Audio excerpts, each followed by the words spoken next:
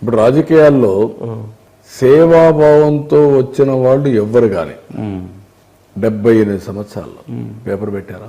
లేదు. టీవీ పెట్టారా? లేదు. అది కూడా అవినీతి కదా. ఇంత పెద్ద ఎత్తున 41,000 కోట్ల రూపాయలు అవినీతి జరిగింది సిబిఐ చెప్పారు ఎక్కడన్నా? లేవు కదా. లేవు.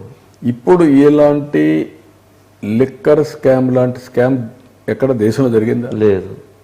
ఎవరన్నా 10 రూపాయలు ఇస్తే తీసుకున్నారంటేనే పెద్ద కేసు అది. పెద్ద కేసు అది. అలాంటిది ప్రజల ప్రాణాలు తాకట్టు పెట్టే విధంగా, నాశనం చేసే విధంగా మీరు నాసిరకం లిక్కర్ తీసుకొచ్చి మొత్తం పై నుంచి కింది వరకు హ్యాండ్ ఓవర్ చేసుకున్నారంటే ట్రేడ్ మొత్తం ఏమనాలి? ఇది బరిదిగింపు కదా. ఎవరైనా చేస్తారా ఈ పనులు? ఇంతవరకు భారతదేశ చరిత్రలో ఎవరు ఎట్లాంటి కేసు ఎక్కడ లేనట్లుంది. ఒక్కటే కాదు, శాండ్ సెటిల్మెంట్లు, మనం చూసాం కాకినాడ పోర్టు, అన్ని పోర్ట్లు, ల్యాండ్స్, ఫారెస్ట్ భూములు, మైనింగ్, ప్రజా సంపదని మొత్తం అప్పళంగా వీళ్ళ ఇష్ట ప్రకారం సొంతమైనట్టు బిహేవ్ చేస్తారు.